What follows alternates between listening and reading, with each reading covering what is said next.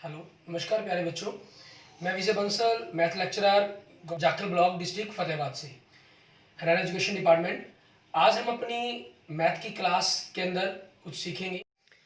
हाँ जी प्यारे बच्चों, जो हम कर रहे हैं हमारे पास हमारी क्लास 12th का, ठीक है, हमारा जो चैप्टर 10th चल रहा है, वेक्टर अलजेब्रा, ठीक है, उसी की आगे हम अपनी नेक्स्ट एक्सरसाइज जो हम कर रहे हैं एक्सरसाइज 10.2, ठीक है।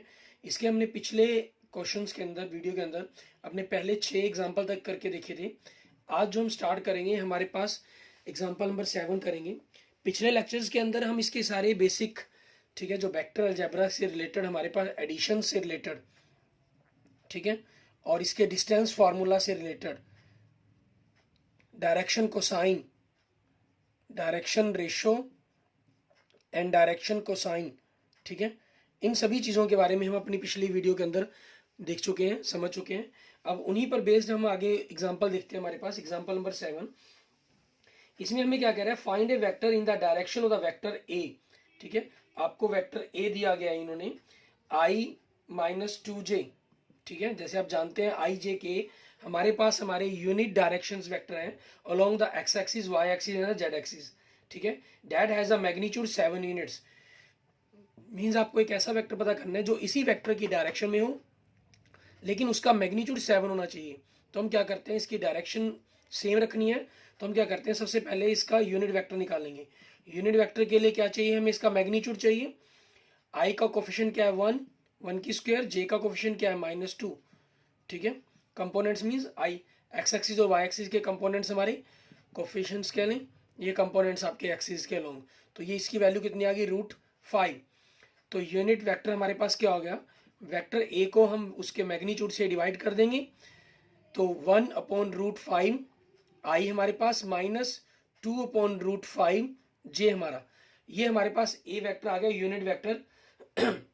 ठीक है। अब हमें क्या कहा है इन्होंने, इस वेक्टर के अलोंग हमें एक ऐसा यूनिट वेक्टर पता करना है ए वेक्टर के अलोंग, ठीक है, जिसका मैग्नीट्यूड तो इन्होंने कहा 7 हो, ठीक है, लेकिन डायरेक्शन यही हो। अब इसीलिए द वेक्टर आप यूं लिख सकते हैं, ठीक है, द वेक्टर हैविंग मैग्नीट्यूड कितना कहा इन्होंने, equal to 7 and in direction of, ठीक है, जो इन्होंने वर्ड यूज किए, and in direction of vector A is, तो वो हमारे पास क्या बनेगा, वेक्टर बी मान लीजिए हो गया। वो क्या होगा, जो आपके पास यूनिट वेक्टर है ये आपको डायरेक्शन बता रहा है, क्योंकि ए वेक्टर या यूनिट वेक्टर दोनों सेम डायरेक्शंस के अंदर है, ठीक है, लेकिन 7 मैग्नीट्यूड होना चाहिए, तो इसलिए मैंने यूनिट से मल्टीप्लाई कर दिया, क्योंकि यूनिट वेक्टर का मैग्नीट्यूड कितना होता है 1, ठीक है। ये हमेशा ख्याल रखें, यूनिट वेक्टर का जो मैग्नीट्यूड होता है वो आपका 1 यूनिट्स होता है, ठीक है।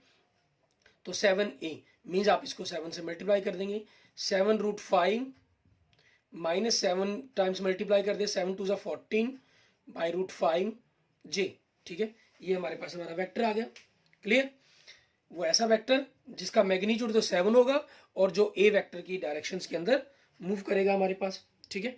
इसके बाद देखते हैं हमारे पास हमारा नेक्स्ट एग्जांपल, एग्जांपल नंबर 8। उसके अंदर हमें क्या कह रहा है, एग्जांपल नंबर 8 के अंदर देखें, एग्जांपल नंबर 8 में कह रहा है फाइंड द यूनिट वेक्टर, ठीक है, in the direction of the sum of the vectors A, आपको दिया गया 2i + 2j, मैं यहाँ कैप में लगानी होती है, ठीक है, आई जे के ऊपर मैं 1-2 क्वेश्चंस पर लगा रहा हूं, उसके बाद हम कैप नहीं लगाएंगे, ठीक है।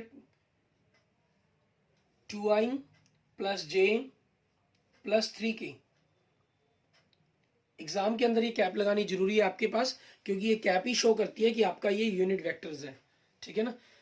तो हमें क्या कहा इन्होंने, आपको एक यूनिट वेक्टर पता करना है in the direction of the sum of the vectors. अब हमें क्या कहा हुआ है, the sum of the given vectors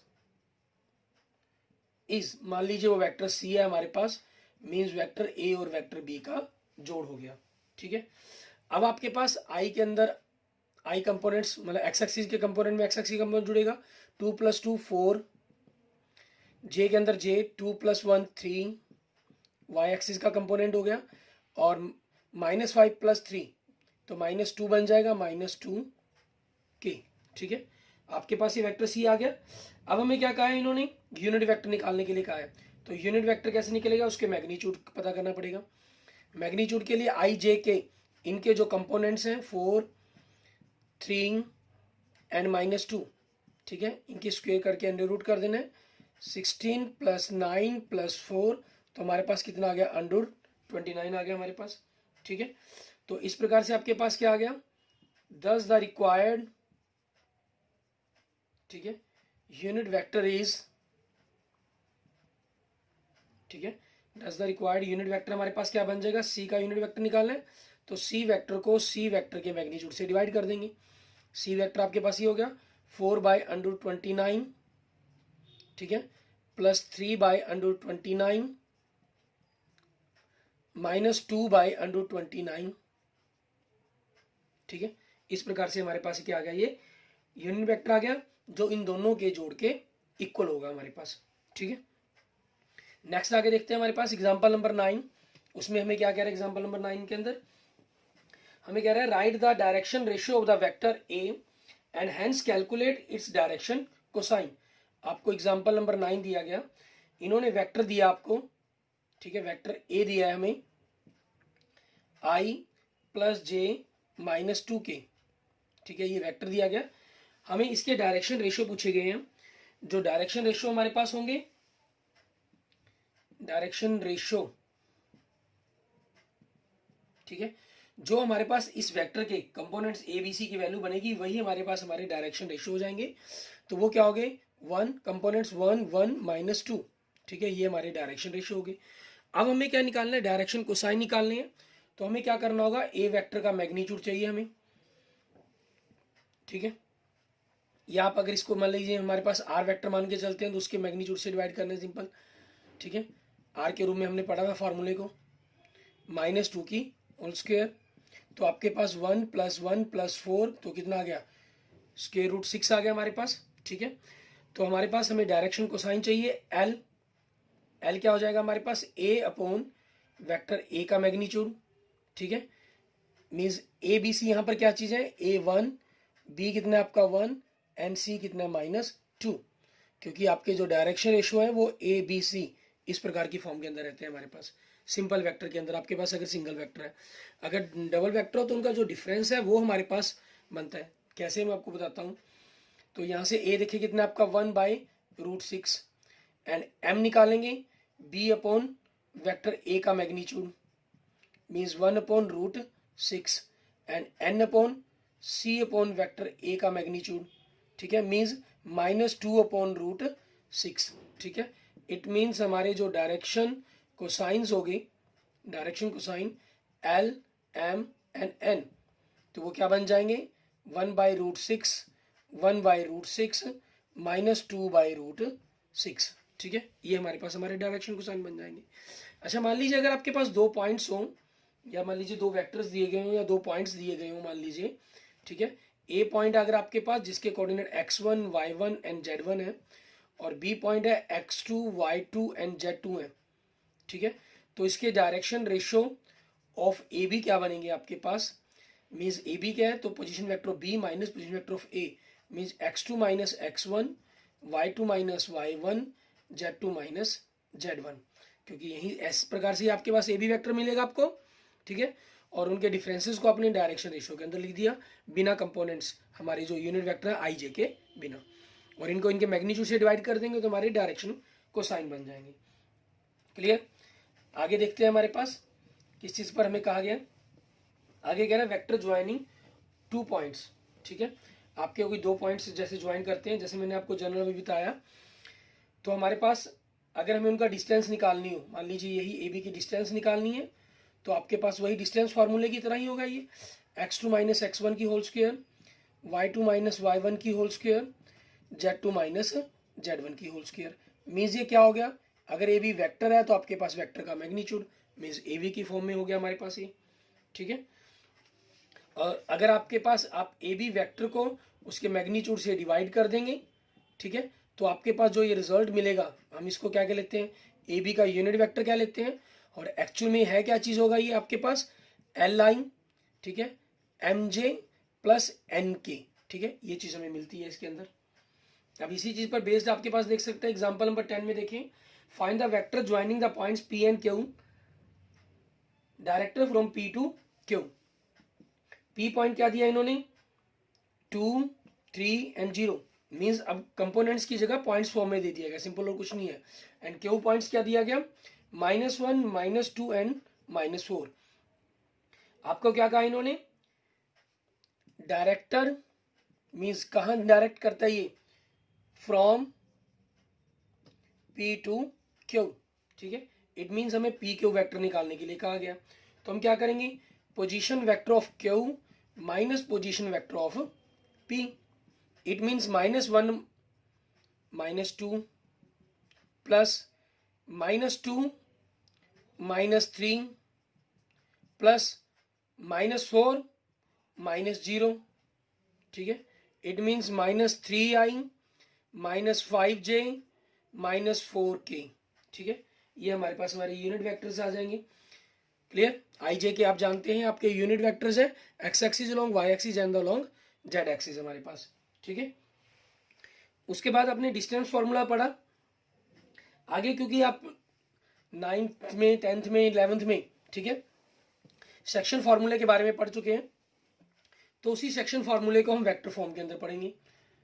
हमारा सेक्शन फॉर्मूला, इसमें क्या रहता था, आपके पास कोई दो पॉइंट आपको दिए गए हैं ए बी, जिनके कोऑर्डिनेट क्या है x1 y1 एंड z1 है, दूसरे पॉइंट के coordinate x2 y2 and z2 है, ठीक है।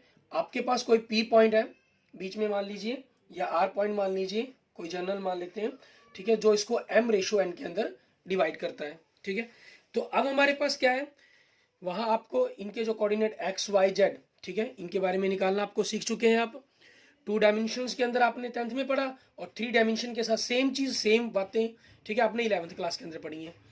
अब यहाँ पर वेक्टर फॉर्म के अंदर मतलब इन चीजों को बनाकर एक वेक्टर बना दिया गया, मान लीजिए वेक्टर ए, और इन तीनों पॉइंट से इकट्ठा वेक्टर बना दिया गया वेक्टर बी। वेक्टर बी क्या, ये कहीं ना कहीं ओरिजिन पॉइंट है जहां से इनकी पोजीशंस को शो कर रहा है, mean this is the vector A and this is the vector B.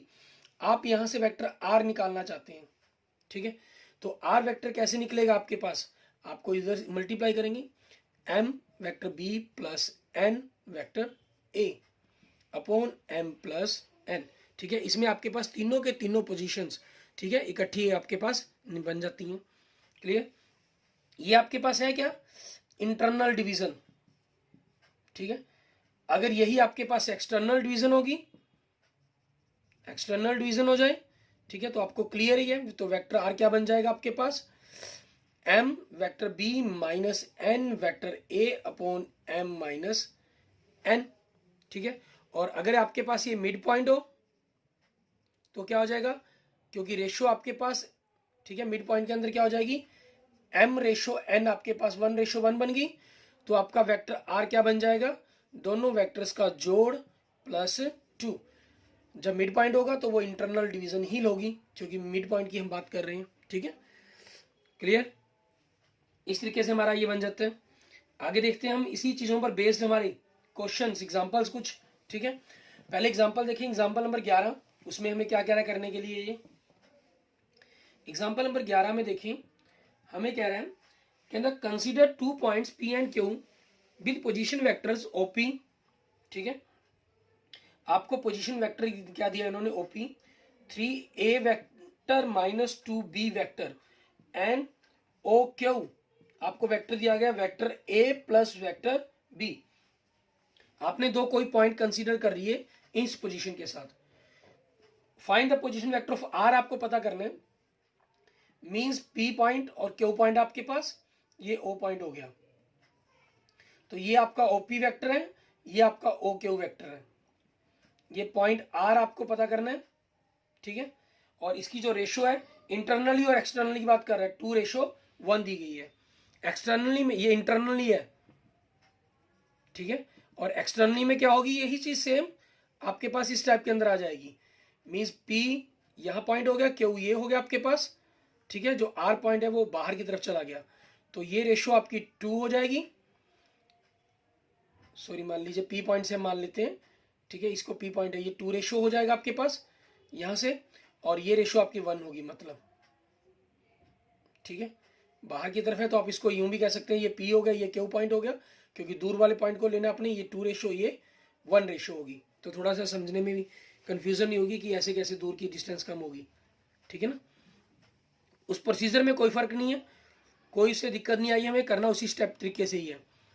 ये आपके पास OP वेक्टर हो गया, ये आपके पास OQ वेक्टर हो गया, और आपको OR वेक्टर निकालना है। ठीक है, अब इसके फर्स्ट पार्ट के अंदर, ठीक है, रेशो इंटरनली क्या दी गई है, 2:1, इसलिए OR वेक्टर क्या बनेगा आपका 2 टाइम्स, ठीक है, 2 vector OQ plus 1 OP upon में 2 प्लस 1, तो 2 आपके पास OQ वेक्टर क्या है आपका, vector A plus vector B plus 1 times mean simple OP vector ही लिख देंगे, 3A minus 2B vector upon में 2 प्लस 1 कितना हो गया 3, तो 2A vector plus 2B vector plus 3A vector minus 2B vector upon 3, minus a negative cancel, तो 5/3A vector. ठीक है, ये हमारे पास हमारी रेशो आ जाएगी, और सॉरी हमारा अपन वेक्टर OR आ जाएगा। ऐसे इसके सेकंड पार्ट में हमें क्या कह रहे हैं, ठीक है, हमें जो रेशो दी गई है वो क्या दी गई है, एक्सटर्नली। ठीक है, इन्होंने कहा कि जो रेशो लगानी है आपने वो एक्सटर्नली लगानी है, और रेशो क्या है, वही 2:1 ही है आपके पास। तो OR वेक्टर क्या हो जाएगा आपके पास, यही सेम चीज, प्लस की जगह क्या आ जाएगा, माइनस आ जाएगा, 2 times OQ vector minus 1 times का ही, या OP वेक्टर लिख लीजिए सीधा, कोई प्रॉब्लम नहीं है, 2 माइनस 1 आ जाएगा, तो 2 vector A plus vector B minus 3A vector minus 2B vector upon में 1, तो 1 अपॉन में लिखने की जरूरत नहीं होती है आपको, simple 2A vector plus 2B vector, minus के कारण दोनों के साइन चेंज हो जाएंगे, minus minus plus 2B vector, तो 2A minus 3A minus A vector आ गया आपके पास 1, और 2 प्लस 2 फैक्टर B आ गया 4 टाइम्स। ठीक है, ये आपके पास क्या आ गया, मीन्स आप इसको ऐसे भी लिख सकते हैं, vector 4B minus vector A। ठीक है, ये आपके पास वेक्टर OR आ गया, किस रेशो के अंदर, एक्सटर्नली रेशो के अंदर। ठीक है, क्लियर, इस तरीके से हमने ये क्वेश्चंस किया। आगे देखते हैं हमारे पास हमारा next question number example number 12, उसमें हमें क्या कह रहा है करने के लिए, उसके बारे में देखते हैं। एग्जाम्पल नंबर 12 के अंदर आपके पास हमें कह रहा है कि show that the points A, B and C are the vertices of a right angle triangle.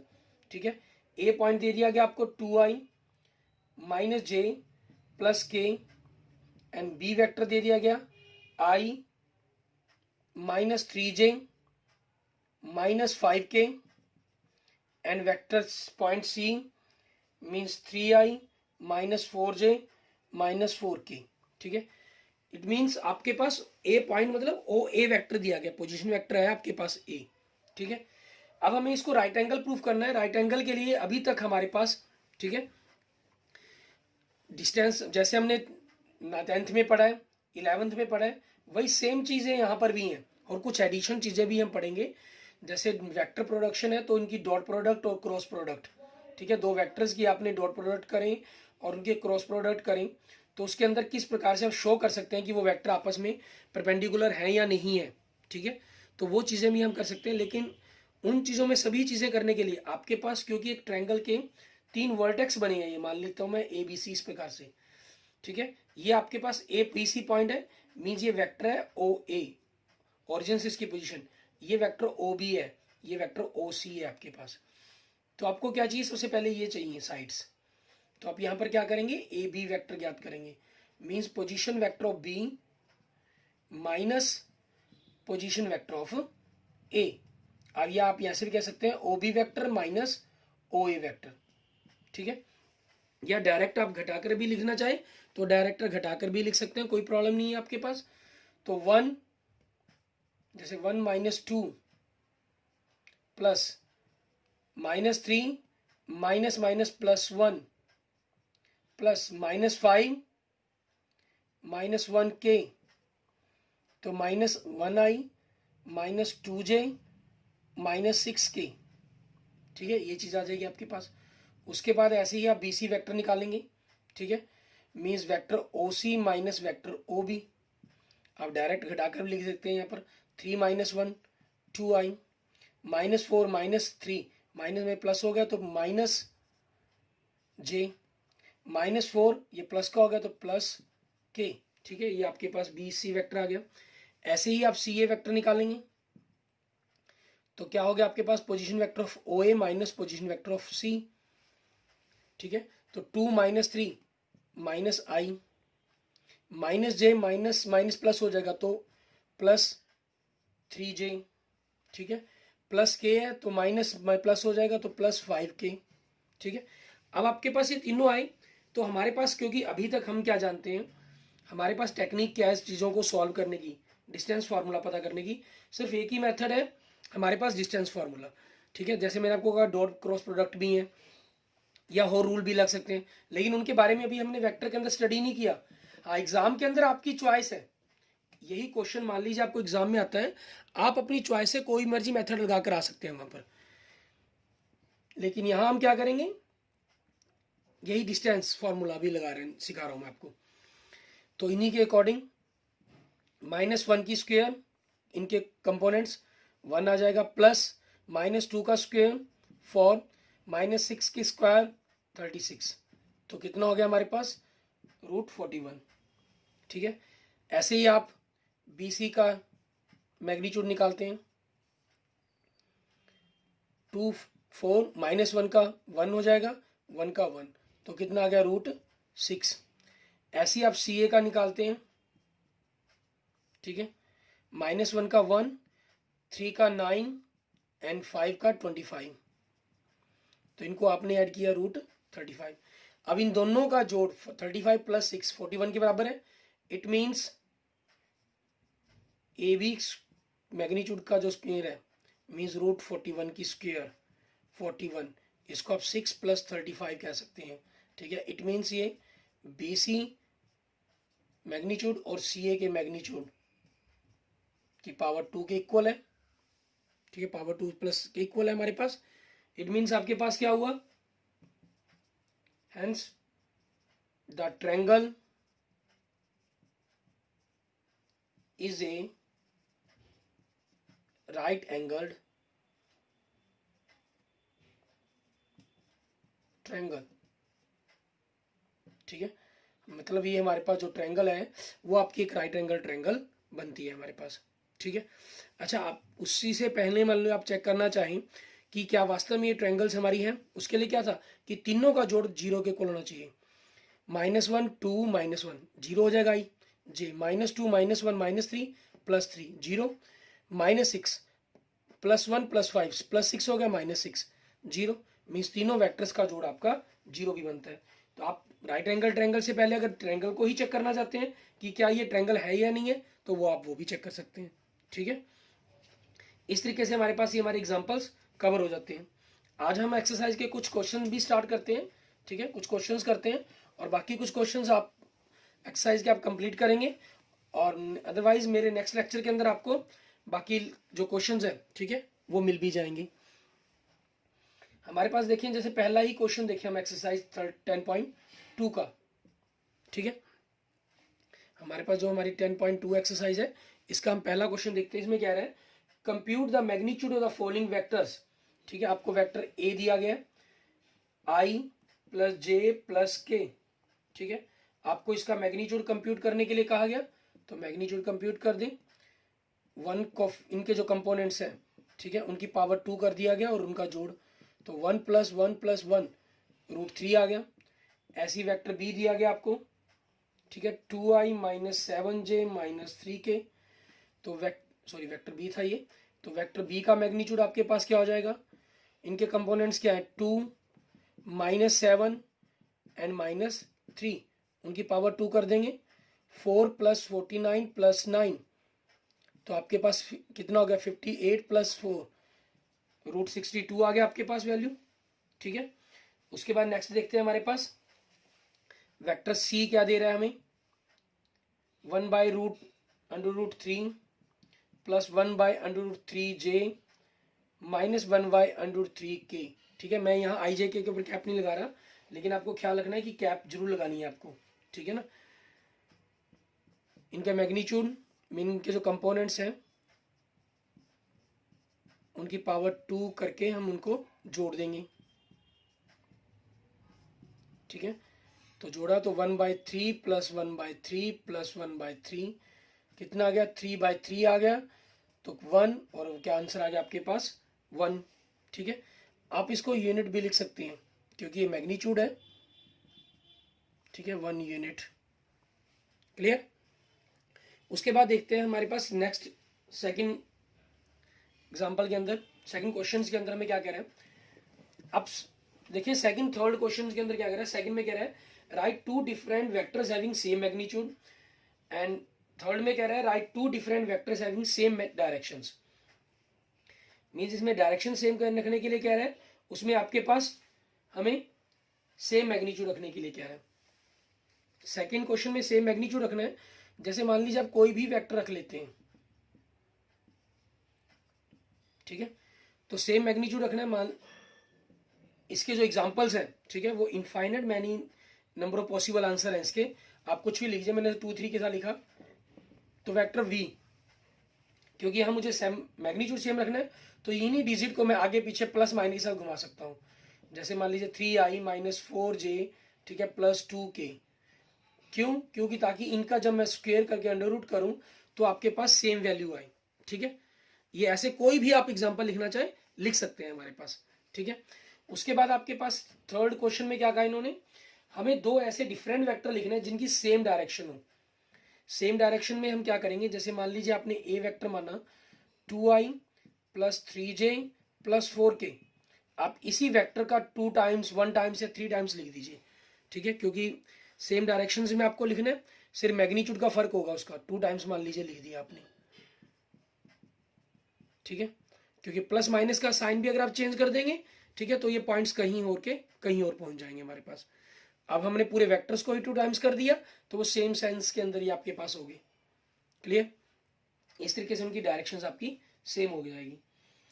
आगे देखिए हमारे पास नेक्स्ट फोर्थ एग्जांपल में हमें क्या कह रहा है ये करने के लिए, सॉरी फोर्थ क्वेश्चन में हमें कह रहा है find the vectors values of X and Y so that vector A, मान लीजिए हम वेक्टर ए की बात करते हैं 2i plus 3j and vector B xi plus yj are equal. अब क्योंकि गिवन है आपके पास a और b इक्वल है, इसलिए x इज इक्वल टू आपके पास क्या वैल्यू होगी 2 and y is equal to क्या वैल्यू होगी 3। ठीक है, ये आपके पास आपके क्वेश्चंस का आंसर बन जाएगा। क्लियर, ऐसे ही हमारे पास हम जो आगे के क्वेश्चंस हैं, ठीक है, उनको कर सकते हैं, लेकिन आज के लेक्चर के अंदर आप अपने 4 तक क्वेश्चंस करके देखेंगे।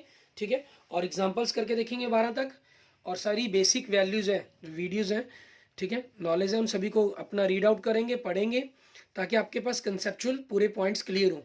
और किसी भी कंसेप्ट के अंदर अगर आपको कोई प्रॉब्लम हो, ठीक है, तो आप मुझे मैसेज करेंगे, हम अपने नेक्स्ट लेक्चर के अंदर आपको मैं उस कंसेप्ट के बारे में दोबारा एक्सप्लेन कर दूंगा। Clear, okay, thank you students, thank you friends. अगर आपको मेरी वीडियो अच्छी लगी है तो इसको लाइक करें, अपने दोस्तों मित्रों के साथ जरूर शेयर करें, और अगर आपने मेरा यूट्यूब चैनल विजय जाखल बंसल मैथ अभी तक सब्सक्राइब नहीं किया तो इसको जरूर सब्सक्राइब करें। Okay, thank you students, thank you.